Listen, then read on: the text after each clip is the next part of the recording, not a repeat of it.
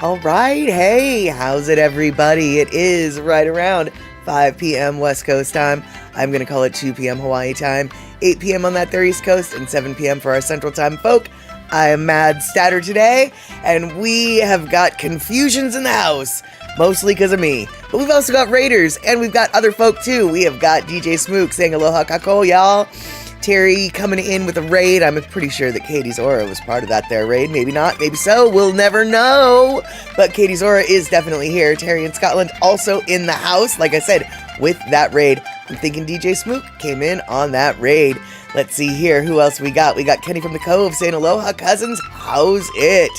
Well, let me just tell you how it is, my friend. I started streaming earlier today, like about 5 minutes ago. On my wrong page, on the wrong channel. And I was like, where's everybody? And then I was like, wait, this doesn't look right. So I checked my settings and it was not right. I was over on Map Statter's page. I don't know how that happened. I don't even know who Map Statter is. So I don't even know. Coincidentally, we will be having some maps today, but Map Statter, no idea who that person is. Here on Mad Statter's world, we have got today a lot of things that probably shouldn't be where you think they should be. But they're there anyway. And that's what today's show is going to be about. Oh yeah, there's going to be maps. More maps than you want. More maps than we need. You'd think Map Statter would see somebody who would hang out here. You'd think. But once Map Statter gets here, we can get the party started. Oh, maybe we'll just get the party started now. Do it.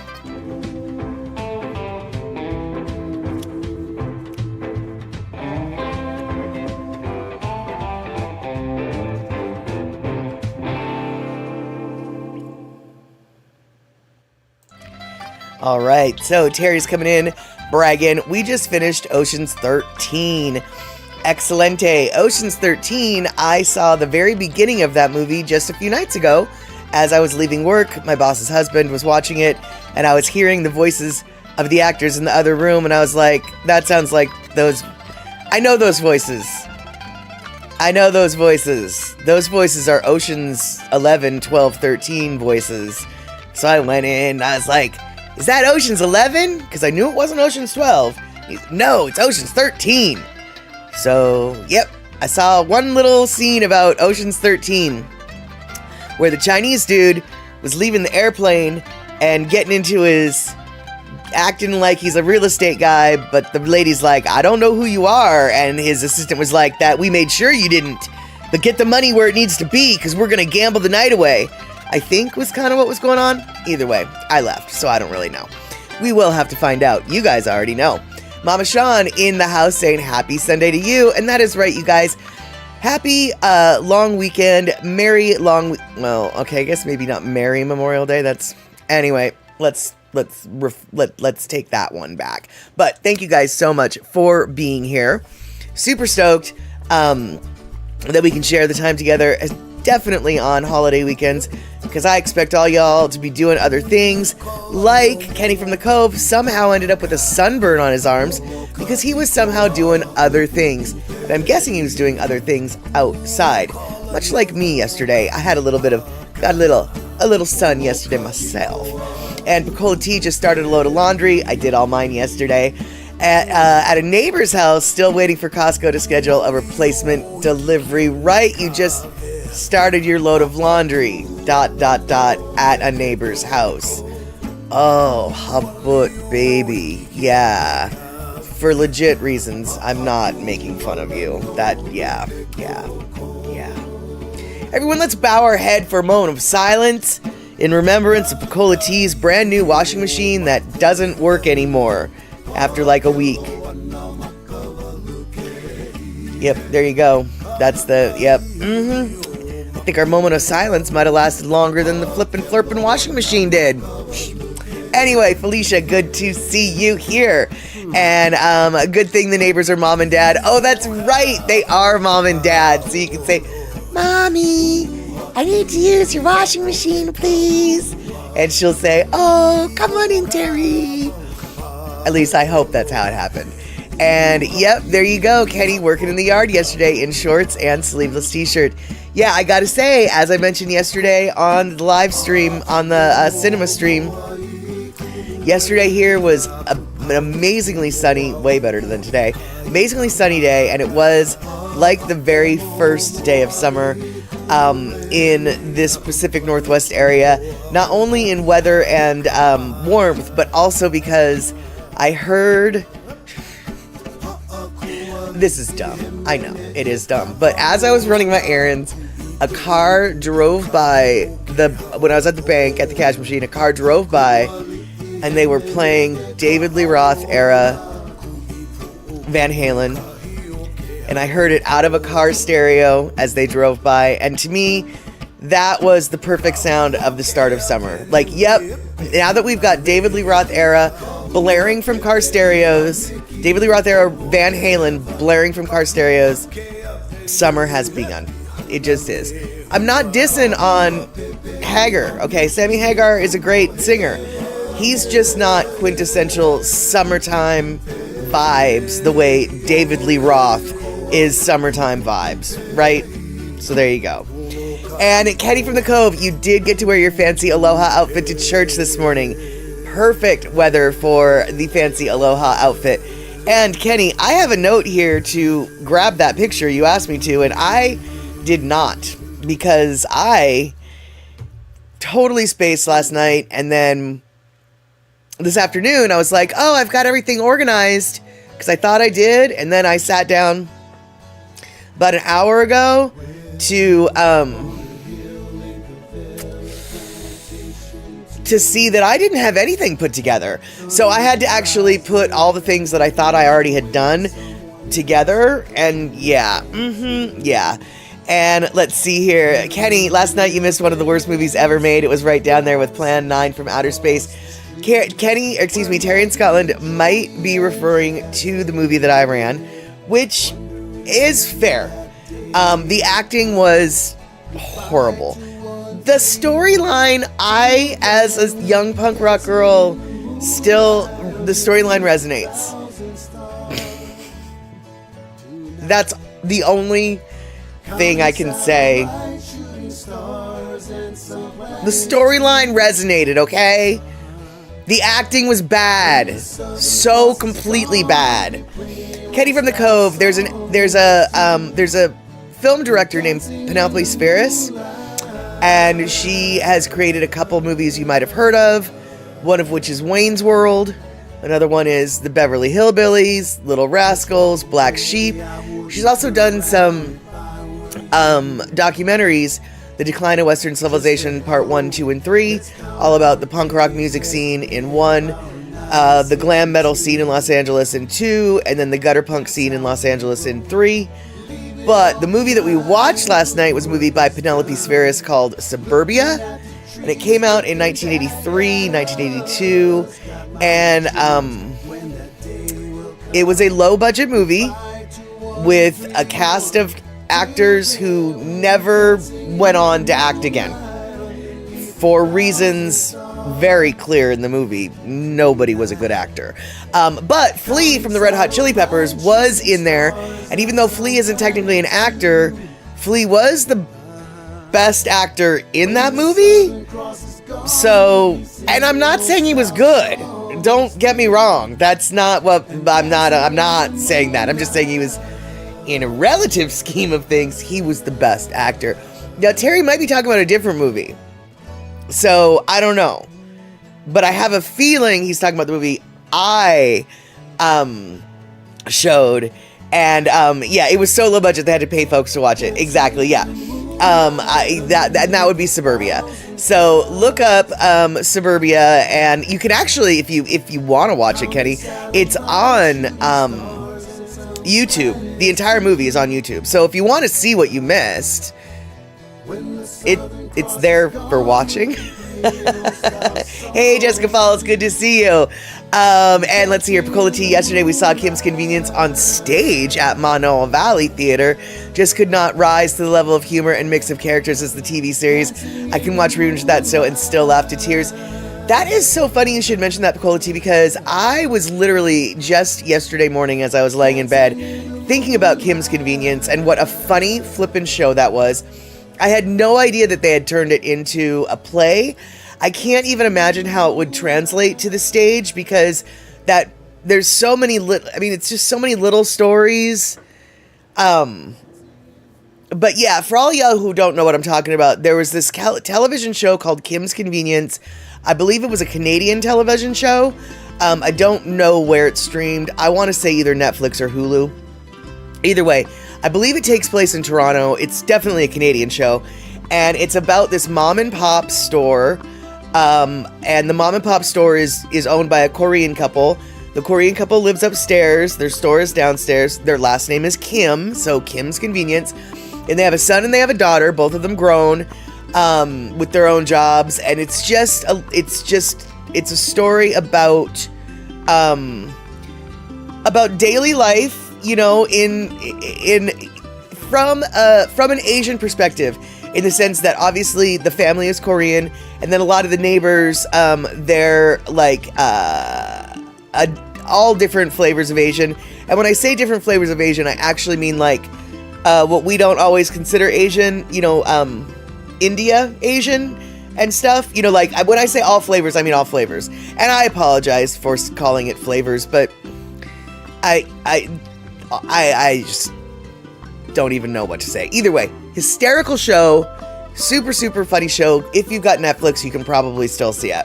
I believe they had to, the only reason why the show, I think, was canceled wasn't because the show was canceled, but because the guy who plays the son turned into a Marvel movie hero. Right, exactly. Picola T coming in with way better, definitely way better synopsis. The immigrant experience and kids growing up in North America and the conflicts that result. Exactly. Because the Korean parents, they are from Korea, right? But they moved to Canada. Their kids are not Korean. They grew up in Canada. They're Canadian. And they've got cultural clashes with family. And it's not even clashes, it's just literally misunderstandings within the same family. And yes, Simu Liu is the son who was in Kim's Convenience, who later turned into the Marvel character. I don't know what Marvel character. I can tell you this. I think it's probably the only Asian Marvel character. The Asian dude. If there is a Marvel character that's the Asian dude, it's that guy, okay? I don't do the Marvel universe, so I have no idea who he is or what he does, but let me just tell you, as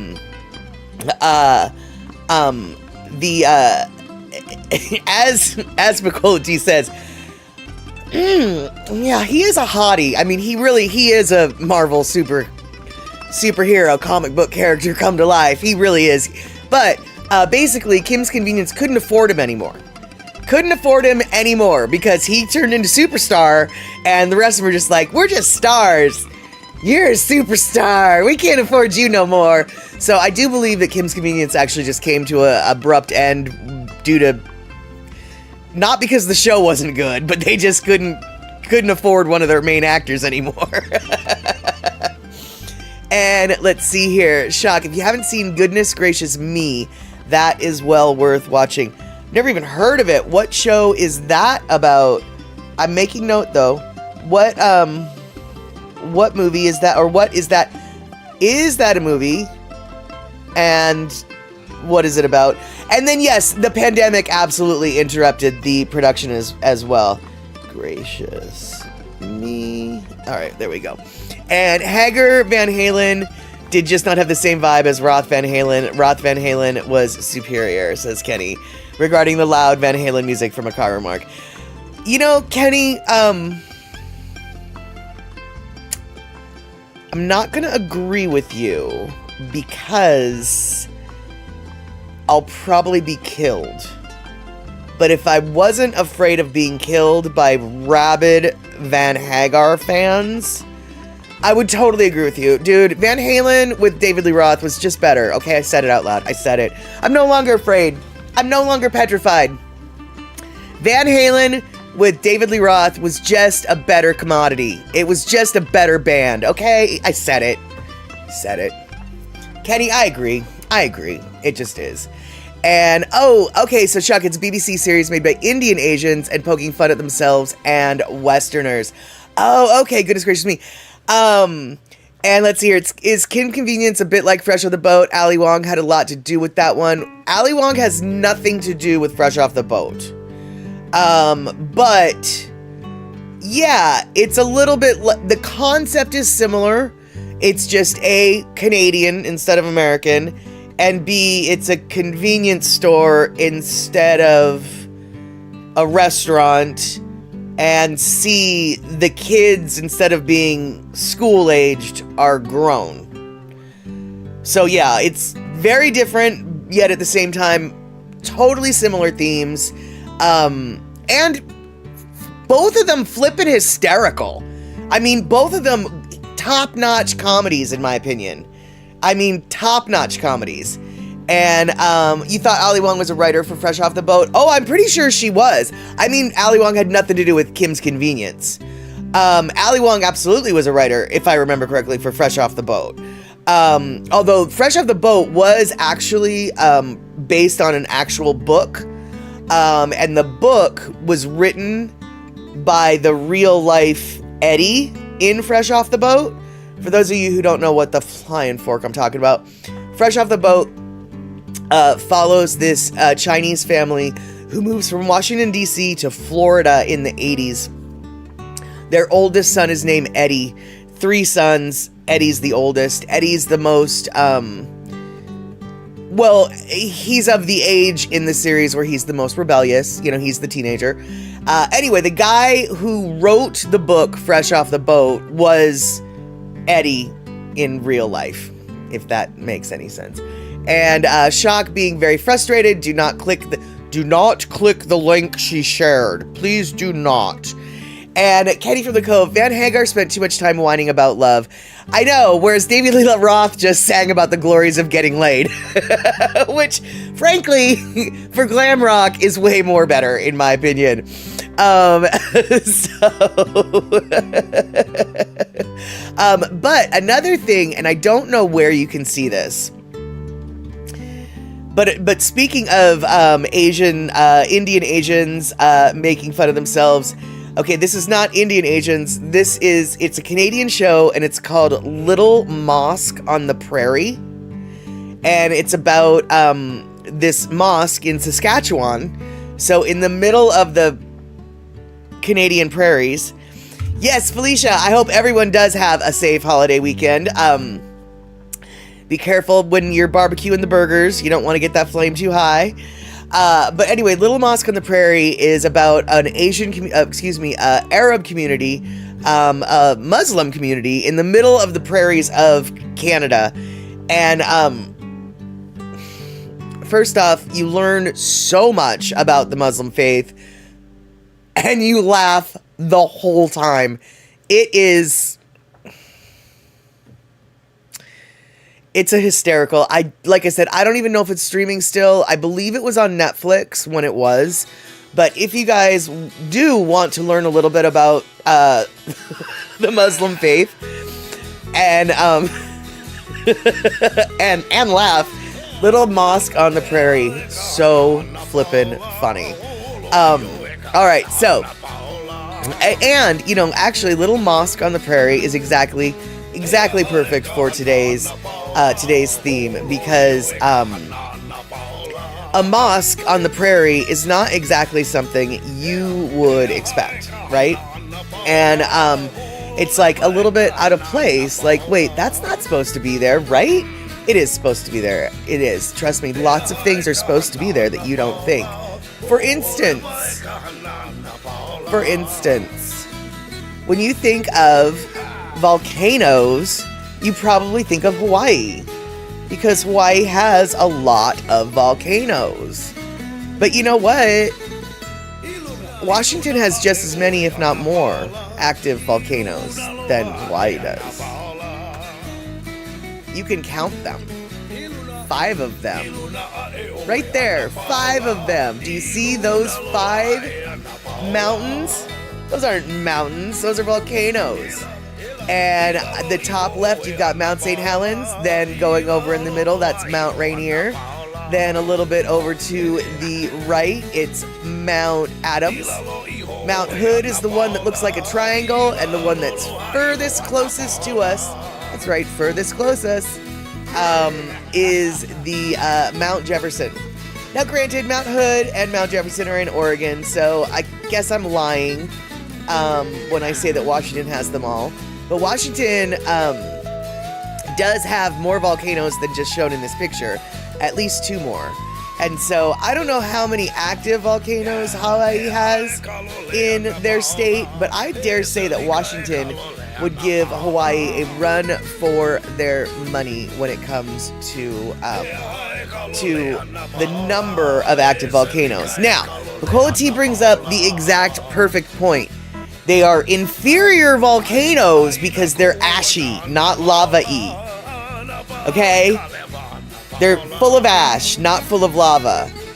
And I have to say, when Mount St. Helens erupted in 1980, May 18th, 1980, 45 years ago, give or take a few weeks, it was very disappointing.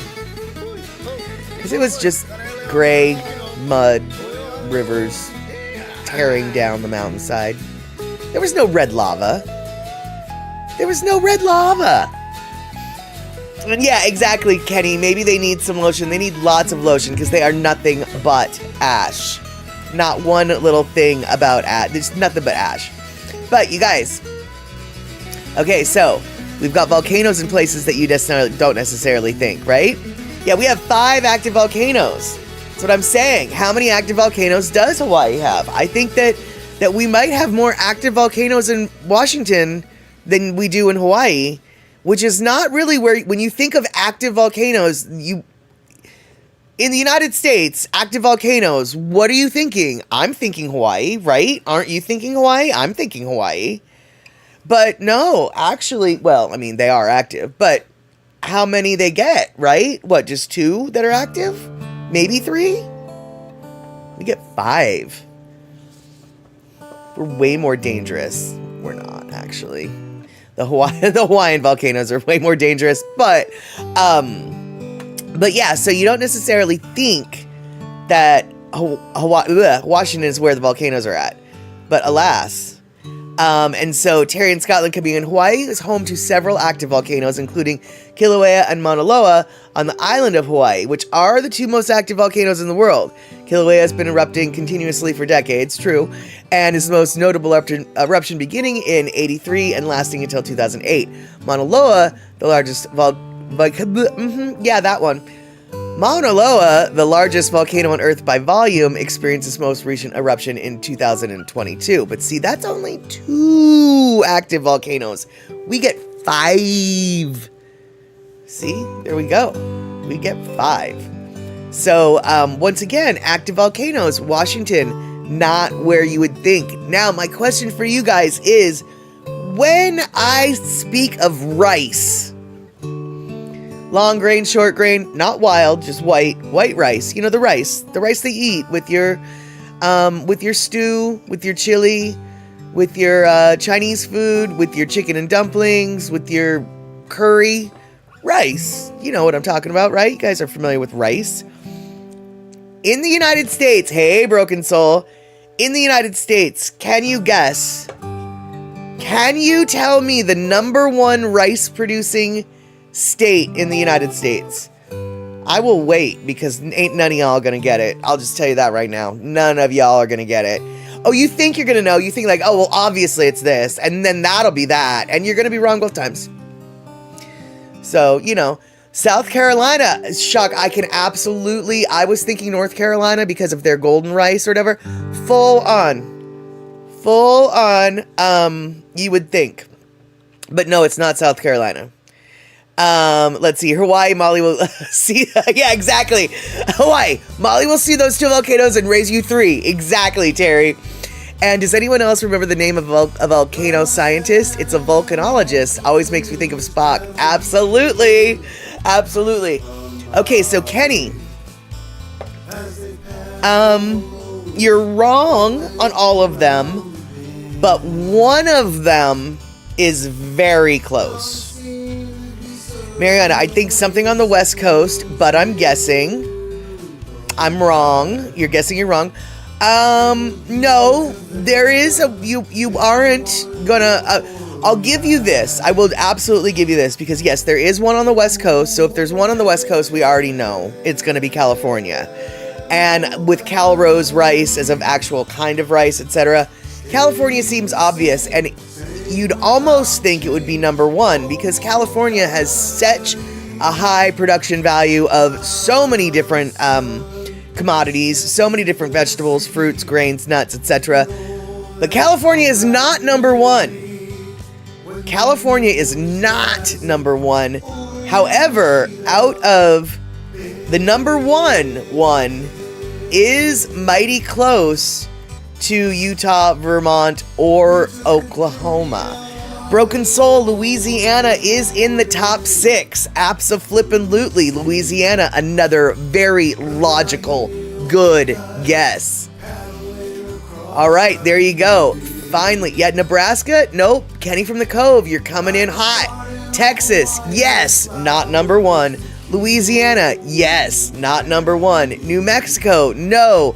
Montana, no. North Dakota, no. Hey, wait, I skipped one, though. Arkansas, y'all.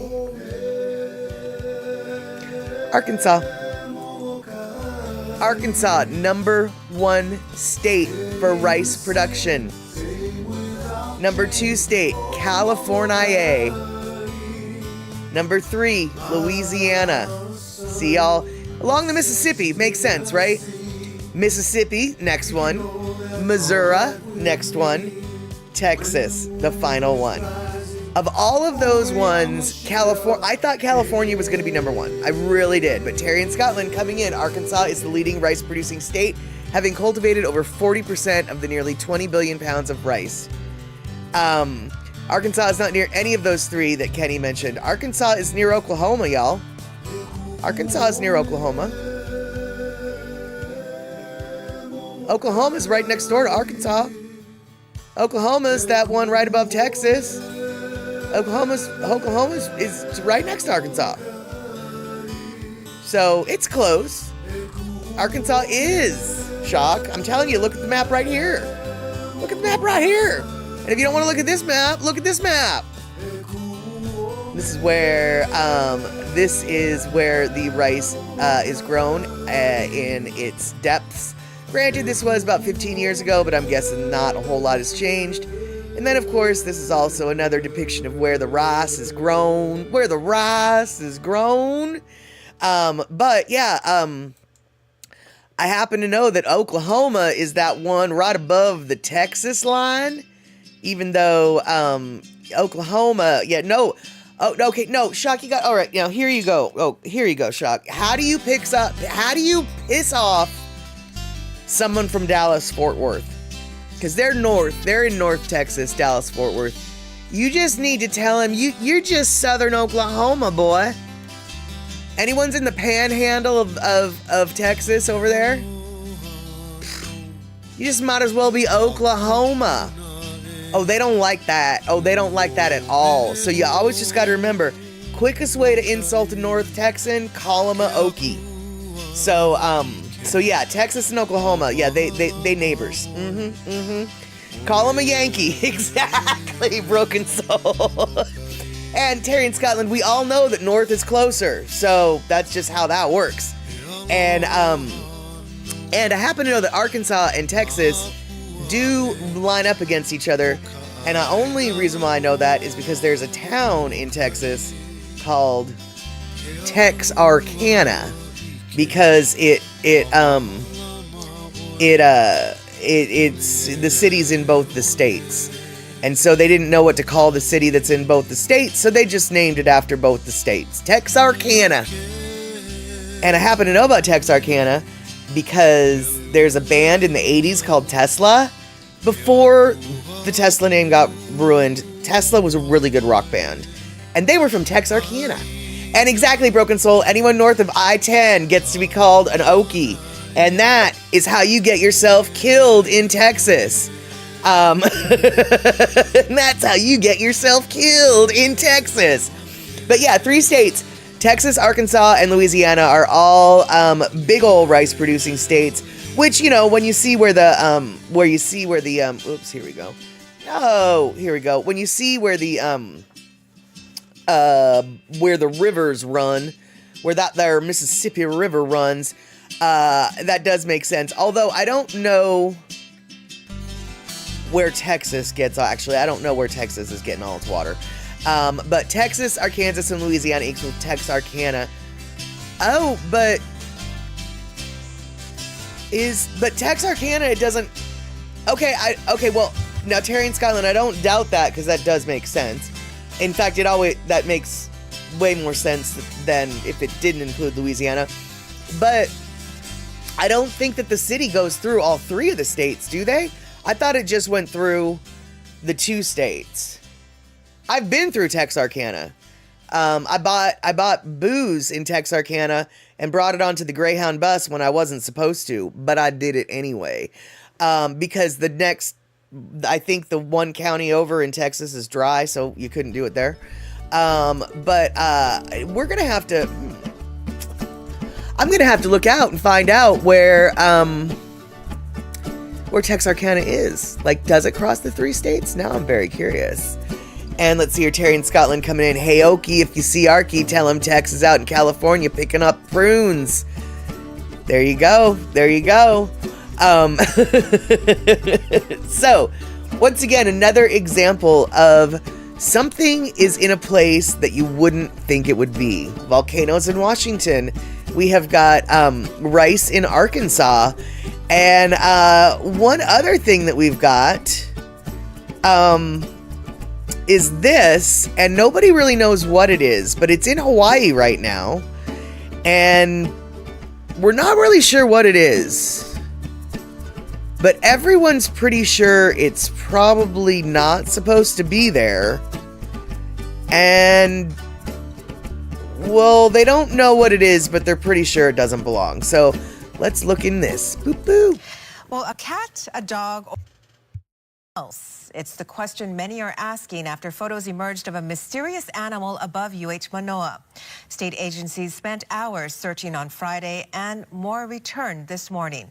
Nikki Schanfeld follows up.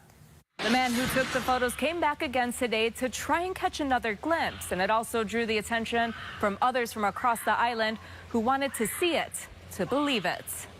Everybody going to say what they say, but like, hey. Donovan Louise was back at UH Manoa on Saturday. I like see him again, you know, everybody is like commenting, it's a dog, and I just like really know what it is. After the photos he took went viral on social media. What caught your eye? Was it the color? The color, yeah, it's like orange. After my pictures, I saw it stand up, shake, and walk right into that area, into that. It looks like a den kind of thing. He says he sent the pictures to state agencies on Monday. Right here. When he saw it again on Friday, he wasn't the only one, and he sent the photos to the Department of Land and Natural Resources. As soon as they saw the picture, they were here. So, I mean, that says something, right? DoCare officers were seen looking above the area where he last spotted the large animal. The LNR guys was throwing rocks because they was right above it. Like, I guess throwing rocks to see if the thing was going to come out, right? This morning, he saw state agencies heading up to the area to place trail cameras, and people stopped by to try and spot the animal themselves. I'm a believer, yeah. Especially the different angles of the photo. One was facing this way, and then you can see the other photo, it turning his head. Louise admits he'd be skeptical too if he didn't see it with his own eyes. Good point. Yeah. And now everyone is making guesses. A leopard. A leopard. Yeah, or a cheetah. Now showing that here, there's the white coat of fur in the chest, and it could be a mountain lion. What is that? Is it like puma? What is that? Yeah. Mountain lion? For now, they all say they'll be avoiding hiking anywhere near the area. The Honolulu Zoo says all of their animals are accounted for, and given the uncertainty surrounding the species of the animal, its behavior and potential danger remain uncertain. They urge everyone to exercise caution and refrain from approaching wild animals. We reached out to the DLNR for an update but haven't heard back.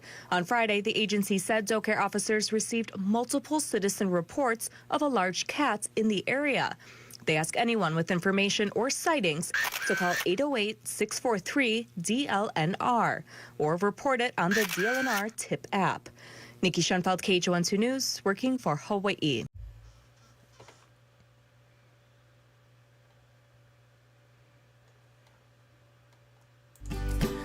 So, any guesses? I think we can absolutely all agree. Probably not supposed to be there. Right? Okay. Probably not supposed to. Whatever it is, probably not supposed to be there. I don't think the profile to me didn't look like a fox. And another reason why I don't think it was a fox is because when they so you've got the pictures of that creature next to that large, I guess it's probably lava rock that's coming out of the hillside. So you get size perspective that way. And then when they had the same shot with the humans in that same area, that was a bigger animal than a fox, I think. Obviously, camera angles, camera lenses can mess with all the people, all the perspectives and size and the like. So I'm not speaking obviously from any place of knowledge, but that looked to me bigger than a fox. And frankly, to me, that's a cougar. That's a puma. That's a mountain lion. No idea how it got there. Pretty sure it didn't swim. But that is a mountain lion. The black marks on the face, the white chest, the coloring. It looks nothing. It only looks like a cougar to me. And I have a feeling that first off, setting up the trail cams, good plan. But what they really need to do is start looking for scat. Because the scat is going to be what's going to let us know. You can get DNA from that anyway. But abso-flippin'-lutely, Pacola T, that big cat could live off a healthy diet of feral chickens and probably wild pigs. And honestly, now this is not, this is not an acceptable line of thinking. Because, like Mama Sean said, looks like a cheetah and people have been known to keep them as pets.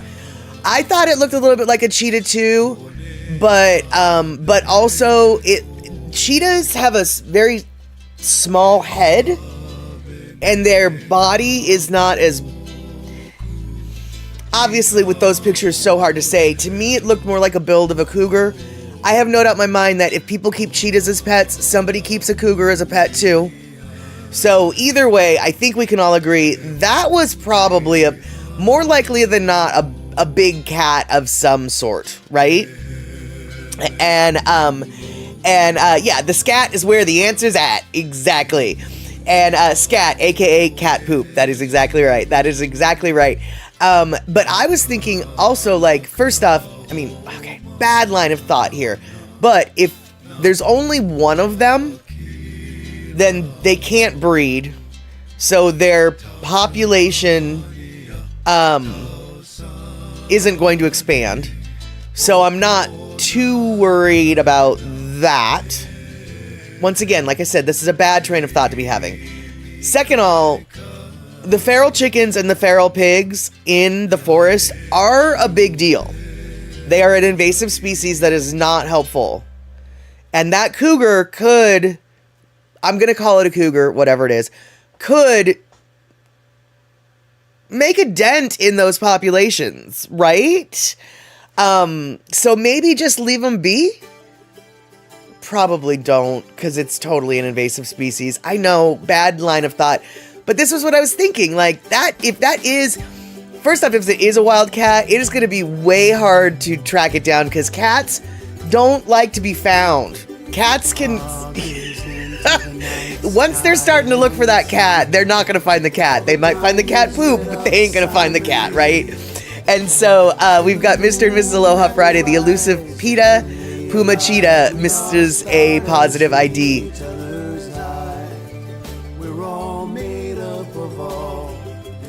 How have we not thought of that? That's exactly it. And aloha, welcome to the stream this evening. And we have a positive identification. That is correct. It is a PETA. It's a Puma Cheetah. And it's rarely seen the giant Pacific pumpkin-headed ginger cat. It could be that too. It could be that too. All I know is yet another example of something that is where it probably shouldn't be. Or rather, where it is where you never thought it would be. Rice in Arkansas, volcanoes, more volcanoes in Washington. We've got a PETA, a Puma Cheetah in Hawaii. And yeah, absolutely. All these things are things that exist, but not where you think they would be. But you know where we are right now? We are at our Lono listening break. And so, we're going to listen to some Lono. Let's do it. Boop. No.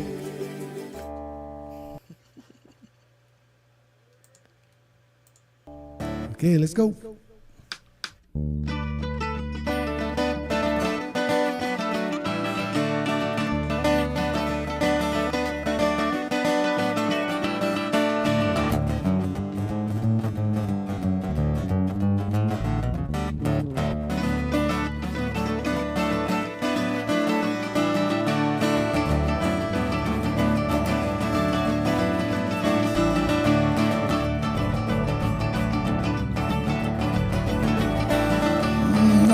Tu lady down counter the kai, hoi kahole kahola e pai, egeno kulele, play it at the show. Let's all go to the Pono. Let's go.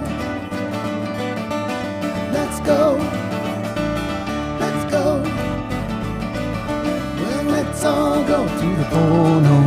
Don't hurt anyone, cause it's a sin. Love Keakua is the way to begin. Empty out the heaven, let lake a lever. Let's all go to the Pono. Let's go. Let's go. Let's go. Let's all go to the Pono. Let's go. Let's all go to the Pono.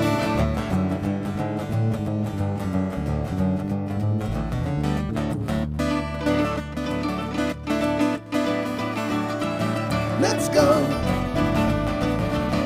Let's all go to the Pono.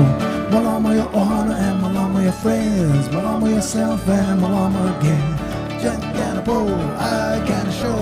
Let's all go to the Pono. Let's go. Let's go. Let's go. Let's all go to the Pono. Let's go.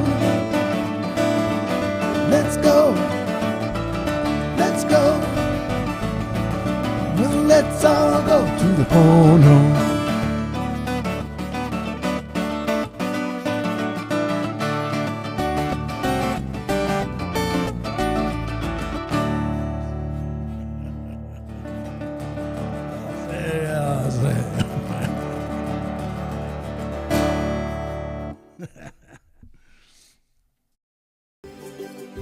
All right. Boy, oh boy. This is something, an example of what?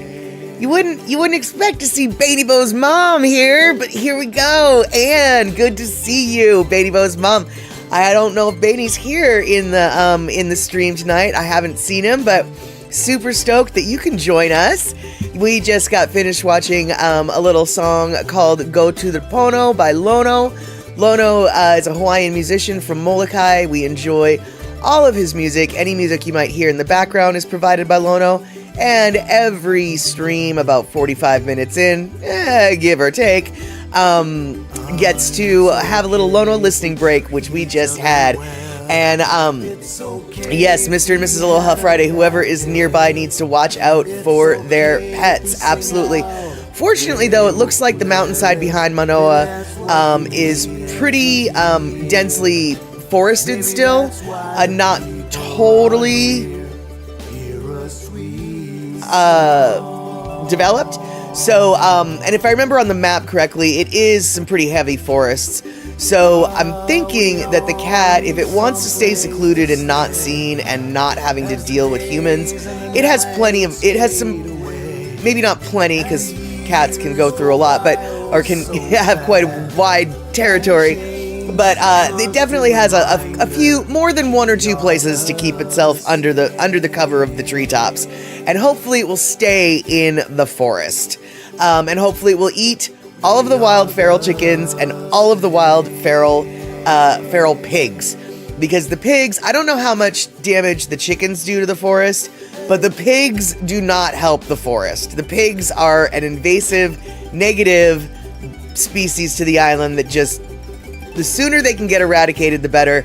And everybody knows that there's so many of them that that's never going to happen. So any kind of top predator that can, like, grab a pig, not exactly welcome, but not exactly shunned either.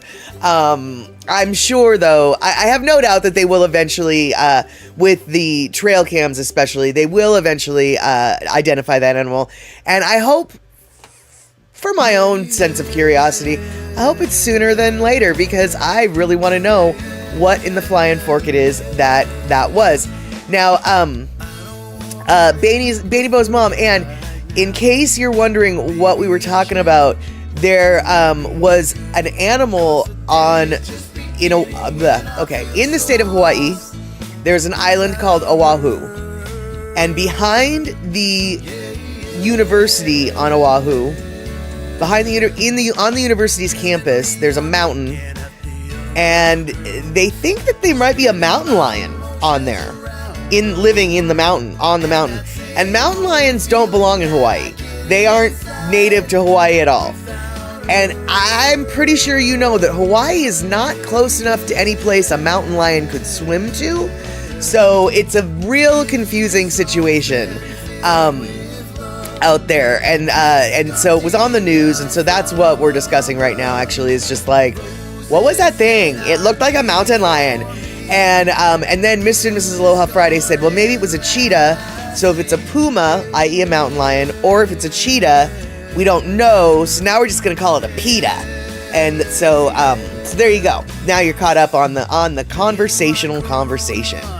And let's see here. Now, what is another thing that, another mystery? Okay, you guys, I stolded this.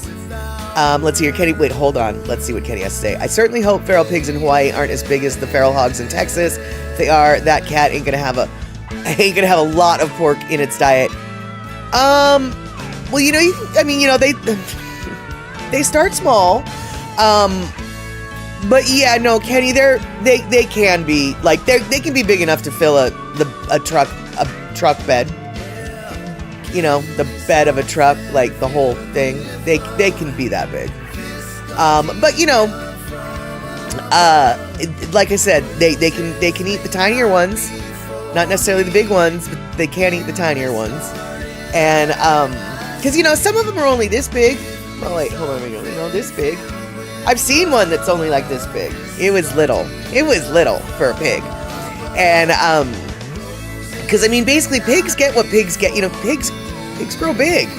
I mean, unless it's one of those miniature ones, pigs get big. That's why pigs are the most dangerous animal on the farm, because you know they'll eat you if you fall into their slop bucket. Yeah. So on that note, y'all. I stole this video from Andy Bumatai. He posted it today. I don't know whether or not you guys have watched it yet. We're not going to watch the whole thing, but we are going to watch a little bit of it. And he wasn't really sure what in the Flying Fork was going on here. I can tell you what was going on right now. But let's see what's going on here, and then I'll tell you what's going on here.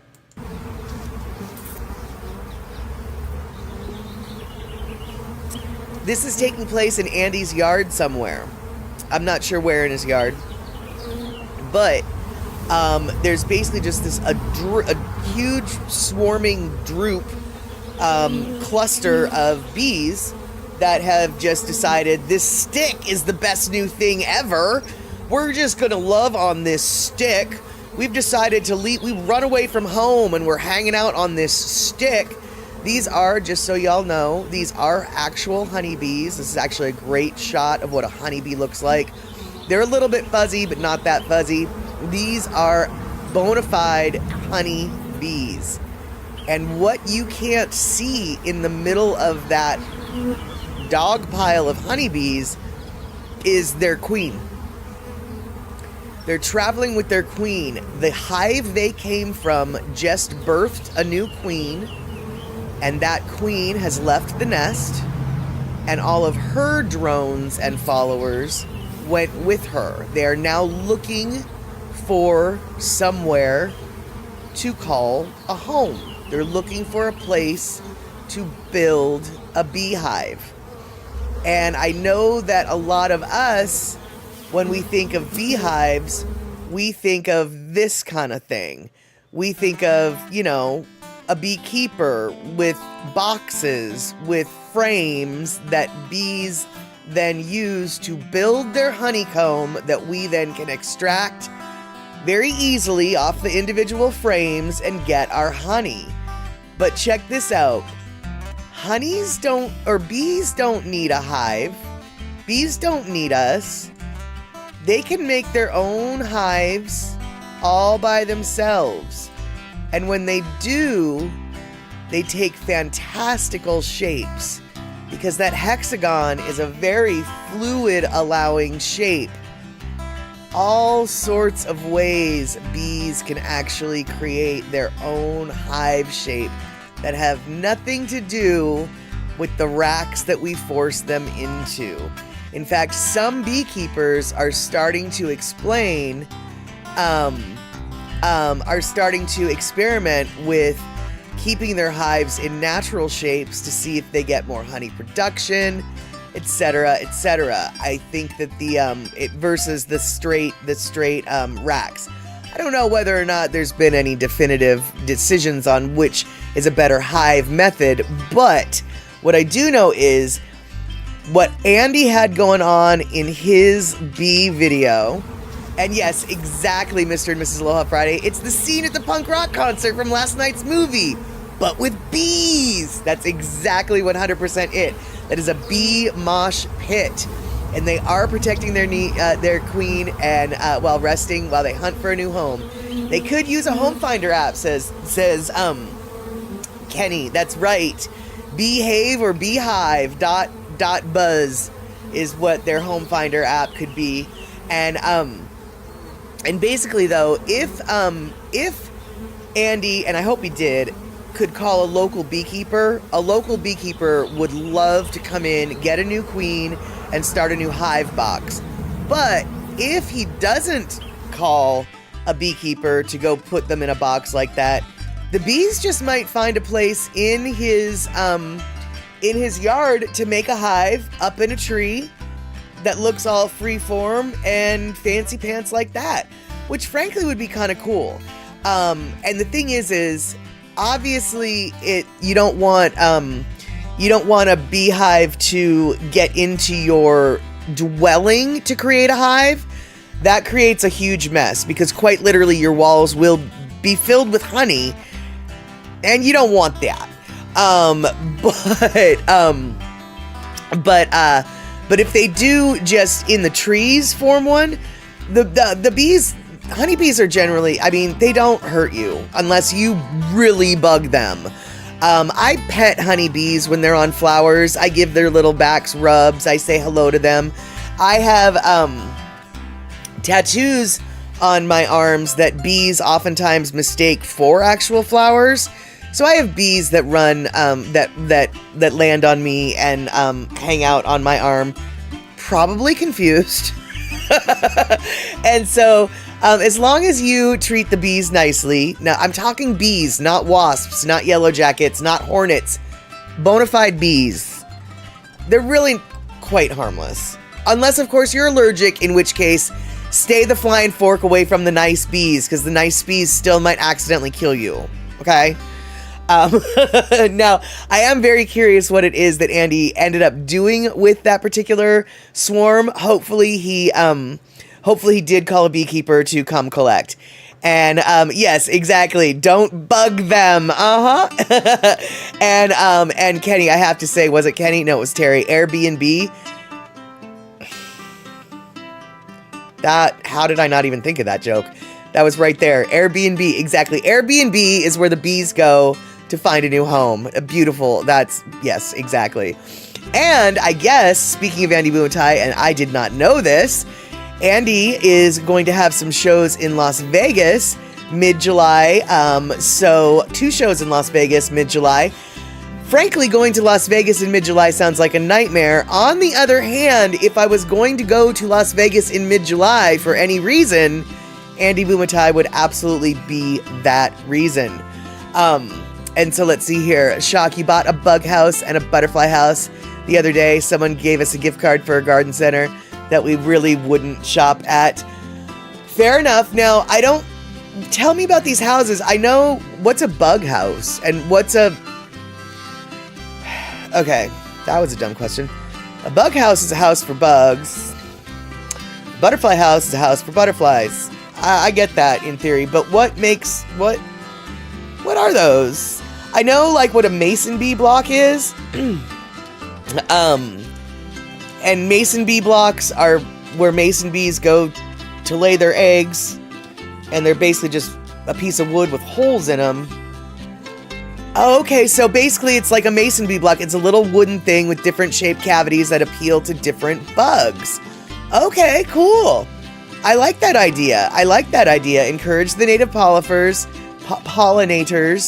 And then the butterfly house is just tall with narrow slots. Okay.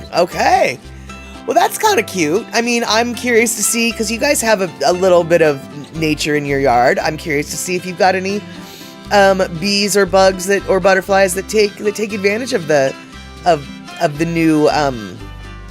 new apartment complex on their block. And yes, I know what a roach hotel is. Raid rents the rooms. Exactly. And you know what, Mr. and Mrs. Aloha Friday? I actually didn't know that. Even killer bees aren't terrible. They've been diluted and somewhat controllable. I have not read that. I have not heard that. I've never heard that until right now. And you know what? I'm going to believe you 1000%, because as much as I do enjoy a good bumblebee and a good honeybee, the idea of killer bees kind of terrifies me. Okay? Really terrifies me.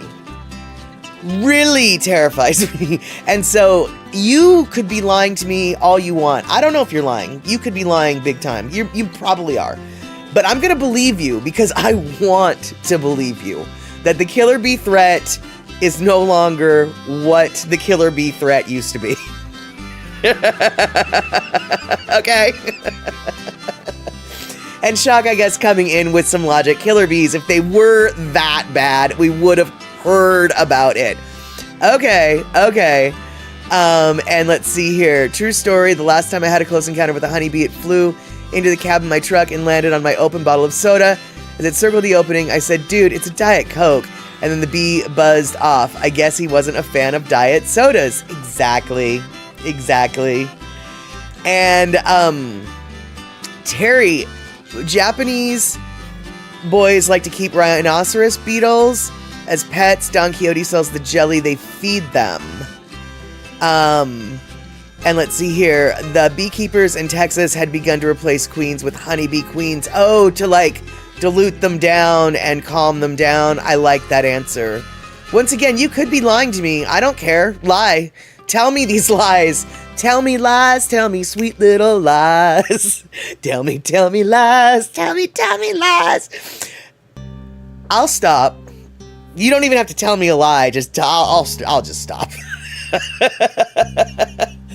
And Terry, I don't like what you're telling me because now I have to wonder. Terry says, Japanese boys like to keep rhinoceros beetles as pets. Don Quixote sells the jelly they feed them. But isn't the coconut rhinoceros beetle a rhinoceros beetle? And now I have to wonder, is that how the coconut rhinoceros beetle got introduced into Hawaii? Was via someone's pet? And if that's so, why in the flying fork are they selling food for these things? Now, I might be getting angry for no reason because I don't know what I'm talking about. But I guess the key question is it the coconut rhinoceros beetle that they're keeping as pets? Because that's effed up. I mean, for all of the... And it's really ironic. For all of the measures that Hawaii takes to make sure things don't get to the island, Don Quixote is sitting here selling the jelly to feed this thing that is killing all of the coconut trees.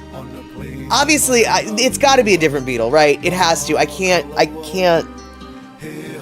don't know what I'm talking about. So that has to be a different beetle. I mean, same but different, you know? Anyway, okay. And yeah, exactly. The theme song for politics. Tell me lies, tell me sweet little lies. That is exactly true. Both sides of the aisle, y'all. Both sides of the aisle. So, and let's see here. Shock, you had a wasp in your car the other day. I opened the windows and it left. This is not the Angry Wasp season. They still have plenty to eat. Yes, that is true. Angry Wasp season is scary, but what I really don't like is stupid wasp season.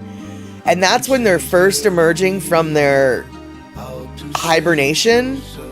And they don't really know where they're at, and they're in places they shouldn't be, and they kind of are stupid and not able to fly very well because they're still kind of like half asleep. Those are the ones that get me because they end up in places they're not supposed to be, and that's when you like randomly put your hand down somewhere and get stung. And that, my friends, is exactly what happened to me the first time I ever got stung. It was a stupid coming out of hibernation bee that landed on my carpet. I was watching Captain Kangaroo early in the morning, and I leaned back and put my hand on the bee. It was a yellow jacket, not a bee, and it stung me, and it sucked. Okay, so let's see here. And Mr. and Mrs. Love, right? 100% both. Yeah, exactly. I mean, I might be a hater, but I'm hater on both sides, okay? I'm an equal opportunity hater when it comes to that stuff. And so, Terry in Scotland, it's important to note that keeping non-native species as pets can be regulated and may require special permits in some regions. Always check local laws and regulations before acquiring a rhinoceros beetle as a pet. Yeah, see, I don't think that rhinoceros beetles should have ever been allowed in Hawaii, but you know what? I don't know if they ever were. And so, let's see here. And like when we wake up in the morning and some of my lunches contain mysterious items. Right, exactly. It's like, I don't know why I packed a can of olives, but a can of olives with my peanut butter and jelly sandwich wouldn't be my first choice. And exactly, Shock. Yellow jackets are easy to make mad. You can kind of just exist. And yellow jackets, by the way, also have been known to eat meat. Yellow jackets, by the way, don't just sting, they bite when they attack. So, yellow jackets are no bueno. You just need to stay away from a yellow jacket. Period. End of story. And let's see here. So, Terry in Scotland, James Beetle Farm offers live rhino beetles for sale online. Bugs in cyberspace provides a care sheet for rhino beetles, including details on substrate and feeding. David's Beetles sells quality rhino and stag beetles, including larva kits. Yeah, I'm thinking that in Hawaii, that should not have been allowed. I don't know if that's... I don't know. And Mrs. A packs my lunch and mornings aren't her best time. Mrs. A, you and me both. You and me both, sister. You and me both. The only time morning's my best time is if I'm still up from the night before. And even then, by then, probably not my best time. And in that state of mind, who knows what I'll be putting in your lunchbox? Oh, a popsicle! That'll last until 3 p.m. Yeah, no, not at all. And let's see here. So, what else did I have to talk about today? I had something. Oh, I know what I had. All right, so you guys, this is the final of today's in a series for today. The theme is stuff in places it shouldn't maybe be. Now, when I grew up, I was told, television made me think that two of the biggest fears or risks that as an adult you're going to have is, A, you're going to catch on fire. And so you need to stop, drop, and roll. Now, I've never had to use that knowledge, but with the amount of times that it was bored into my brain, if you catch on fire, you need to stop, drop, and roll. Kind of made me think as a child that catching on fire is a thing adults need to be worried about. Another thing that my childlike brain thought we really needed to be worried about, quicksand. Quicksand could show up anywhere in the jungle, and even if you're not in the jungle, quicksand is a thing. Even though quicksand is only in jungles, apparently, in my little baby brain, you need to worry about quicksand. Quicksand is something that is absolutely real, and you need to be worried about constantly, right? Quicksand. Has anybody ever run into quicksand? Really, ever? Have you ever seen quicksand? In real life, have you been a part of quicksand? Does quicksand even really exist, or is it just a Hollywood thing? As it turns out, yeah, quicksand does exist. And you know, can you take I can tell you it does exist. I'm going to show you a post in just a second, but does anyone have any idea where the quicksand might be? Where is a good place for quicksand to be? If you were going to run into quicksand, where would you be? Would you be in the jungles? Would you be in the desert? You'd be somewhere there's sand. Hence the name, right? Quicksand was a childhood terror of yours. Absolutely. And Mr. and Mrs. Aloha Freddy, have you ever run into it? Like, really, is it a legit terror? Have you ever, Mad Satter, have ever heard of anyone getting an ember from a fat blunt stuck to their chin? Well, no, but not that exactly, but very close, I have, actually. In Blazing Saddles, okay, right, once again, Holly Weird makes us think Gilligan's Island, exactly, you would think. So, out in the desert somewhere, might have some quicksand. Gilligan's Island might have some quicksand. Actually, did you know that, let's see here, where did it go? Where can I find them? Yeah, quicksand. Quicksand, let's see here, why do they call it quicksand? If you get hung up in it, you ain't gonna be moving very quick. That is true, and oddly enough, if you get hung up in it, one way to get out of it is the same way you would get out of being on fire. You want to stop moving, you want to drop and lay yourself as horizontal onto the surface as possible, and then roll out of the quicksand. So you want to stop, drop, and roll, basically.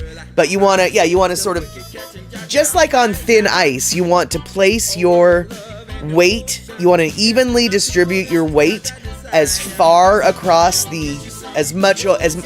over as much surface as you can, and then roll or slide your way off of it. But quicksand actually does exist. It absolutely exists, and it exists in Oregon. You know Oregon? That state just south below of Washington? On the other side of the Columbia River? In Oregon, they have quicksand. And apparently someone just a few days ago found it when they were on their horse. And they'd always heard that some quicksand existed along the Columbia River, but they didn't ever believe it because who has quicksand? Who has quicksand? Oregon. Now you're probably going, Oregon has quicksand? Where does Oregon have quicksand? Oregon has quicksand right there in that middle circle. That is where the quicksand is located. It is at the end of the county line near the Equestrian Center along the south bank of the Columbia River between Umatilla and Oregon. So, if you want to see quicksand, go there. If you don't want to see quicksand, don't go there. And yes, everybody made it out. Everybody made it out, but it was a struggle. Like the writer said, like if things had gone slightly different, things would have gone very different. And so if you're wondering, well, where the flying fork is Umatilla and Oregon in Oregon? Well, if you know where Pendleton in Oregon, actually that's not how you say none of this. You know where Pendleton is in the state of Oregon. It is in the mountains just to the southeast of where the river, the quicksand in the river is. And that's right, I told you there'd be maps, y'all. This is the second set of maps. So this is where Oregon is. Eastern Oregon. Eastern Oregon. And then here we go. That is where Oregon is. So that is roughly where the make-believe imaginary risk that you thought you'd never find exists. So whoops. Uh-oh. I didn't mean to do that. So, now we know quicksand does exist, and we know where it's at. It might be the only place in the world where quicksand really exists. It might not. I don't know. But there you go. And are there warning signs? I don't actually know. This is really what I know, if I can find it again. Quicksand. Boom. Okay, go here. All right, so this is what Laura Dieter had to say. Safety alert! If you ride on the beach on County Line between Umatilla and Oregon, there is quicksand on the left side of the beach.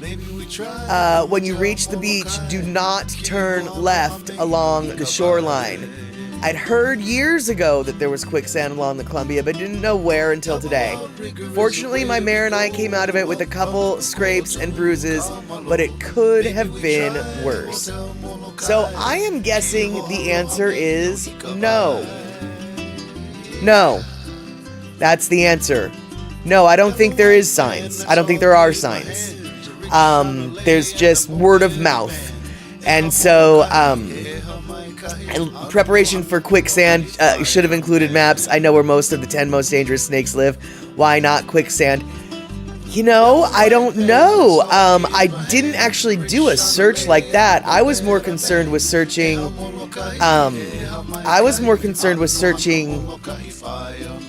Where this quicksand was. But what a good question. What a good rabbit hole for me to go down. And Chuck, I don't know why it's louder, because nothing changes. It's literally, I don't know why my mixer is mixing the other scenes as opposed to my main scene any differently.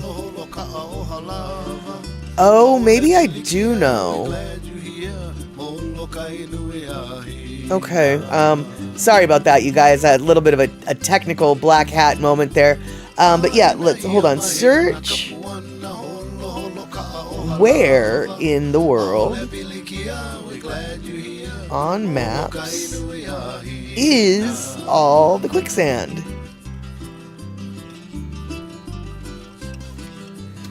I don't know if they even have a map like that, but if they do have a map like that, I will tell you right now, I would never have expected Oregon to be on that map. And so, well, Shuck, I just know that you say if you nag me long enough, you'll eventually get it fixed. Well, maybe. I just don't. Literally until this moment, I didn't see how I could fix it, but now I do see maybe how I can fix it. Maybe. But yes, Kenny, I'm going to try to find a map that shows the greatest concentrations of quicksand pits in the world. And let's see here, Pecola T, my ex got stuck in the sand and started sinking to his upper thighs. Needed poles from the boat to help him out. We were digging for geoduck near DuPont. Okay, all right. Well, okay, well now that, my friends, is in Washington. And when it comes to, I mean, I guess tidal flats where you're digging for geoduck, that's a very logical source of quicksand. So I guess I shouldn't be surprised to hear that. But like, when you're not already in the water and the sand is seemingly dry, and then suddenly it's not, that's the quicksand I'm worried about. But you are totally correct, actually. Anybody who's ever walked on a tide flat in the Puget Sound, or really anywhere, but I can only really speak for the Puget Sound, yeah, you gotta make sure that the ground underneath you can support your support your weight, because it will sink down and you will lose your shoes. I don't care if they're boots, you will lose them. You will get suctioned in into the mud. I refer to it as mud, but really it is sand. And let's see here, bears, Bigfoot, and yes, quicksand. No.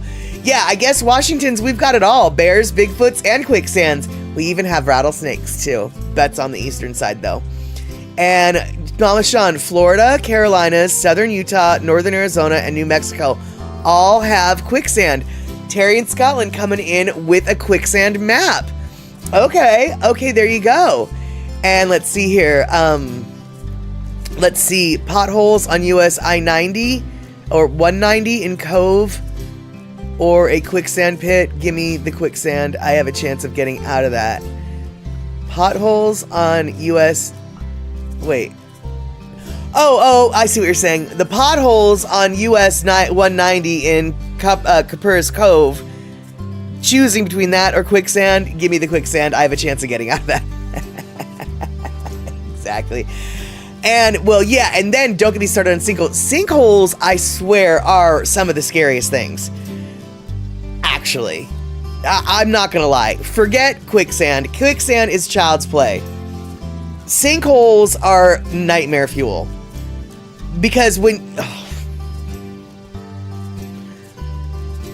all of the pictures I've seen of sinkholes, they look like they just go down infinitely, but also they go horizontally. And it's just like, that entire neighborhood is perched on like 45 feet of soil above 5,000 feet of air.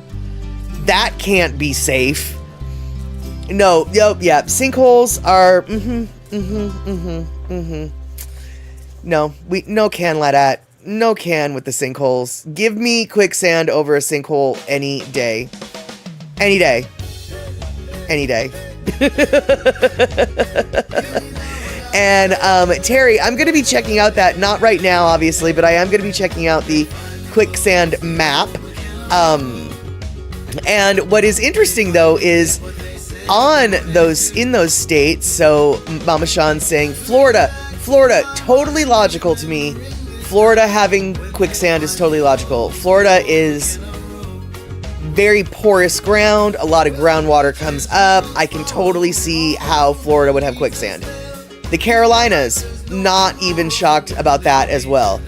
Southern Utah, northern Arizona, and New Mexico, a little bit confused about that. Where is the water for the quicksand coming from? Because quicksand needs water in order to be quicksand. So where is that water coming from? That seems so... obviously it's coming from some sort of underground spring, I guess. But those seem like the scary parts. It's like, wait, there's no water, and suddenly I'm drowning in sand and water. How did this happen? And let's see here. One hell of a good night's sleep for me. Yeah. And let's see here. Sinkholes are the most common in what geologists call karst terrain. These are regions where the types of rock below the land surface can naturally be dissolved by groundwater circulating through them. Soluble rocks include salt beds and domes, gypsum, limestone, and other carbonate rock. Florida, for instance, is an area largely underlain by limestone and is highly susceptible to sinkholes. That is absolutely correct. In fact, it's not so much... We like to say that Florida is sinking, and the water is coming over the land. Florida's sinking, but the water's coming up through the land. That's why when it comes to Florida, a lot of places that have coastal erosion and, you know, where they think sea level rise is going to be a major problem, they can sort of fix it with dikes and seawalls, much like the way the Netherlands sort of did with what they did. But Florida, that's not going to happen. They've got limestone. They can build the wall to the ocean all they want. The water's just going to go under the wall. Because it's going to go under the wall and up through the land on the other side of the wall. So Florida is a lost cause. If Florida is getting submerged in water one way or another. But not by over, by under. And there are a lot of rivers in South Utah and Northern Arizona. Okay, I guess that does explain the greenery of South Utah, which is way greener than you would think. And Mr. and Mrs. Aloha Friday. One more reason not to visit Florida. Exactly. Puzzycat, if he's here on the stream, he's just sitting here fuming. What do you mean Florida's the best state? You got every reason to visit Florida. Florida is the best state. It's not going to be here forever. Better come visit it before it's gone. Which is true. There are parts of Florida I would like to come visit before it's gone, like the Keys. The Keys are going to go. We know the Keys are not going to exist soon. Possibly within our lives. I would like to go check out Key West, actually. And let's see here. Kenny from the Cove, Nightmare Fuel number 1, sinkholes. Number 2, US Highway 190, potholes. Number 3, oatmeal raisin cookies that disguise themselves as chocolate chip cookies. Number 4, 1977 Ford Pinto station wagons. Many of those fears are valid, but the cookie fear is not. The cookie fear is misplaced. And when I say it's misplaced, I mean you've misplaced the cookie. It belongs on my plate, in my mouth, in my belly, not yours. My plate, my mouth, my belly. Oatmeal raisin is some of the best cookies in the world. Why would you put a chocolate chip in an oatmeal cookie? We have chocolate chip cookies for that. Okay? But that's just my opinion. All right, you guys. So this has been our stream about things being where you don't think they're supposed to be.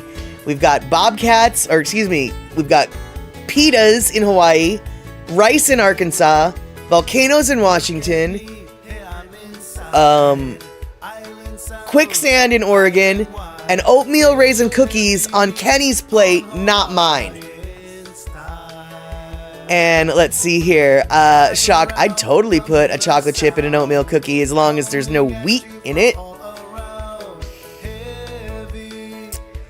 Then I don't want that cookie. I guess you can have that cookie. And Mr. and Mrs. Aloha Friday, when you're expecting a chocolate chip and you get a raisin, it is a nightmare. That is true. And Puzzycat is in the house being offended. 2 minutes, and I hope your volcanoes blow up soon, he says. Very happy to see you show face, Puzzycat. And that is true, actually. You know, here's the deal. I do lovey me an oatmeal raisin cookie. I love some milk. I love some Coca-Cola, and I love some orange juice. But if I'm expecting to drink some milk and I get a Coca-Cola, boy howdy, that is a shock of a lifetime and not acceptable. Oh yeah, and crickets or rhinoceros beetles, also part of that. So there you go, you guys. 2 minutes till the bottom of the hour, so we're gonna wrap it up.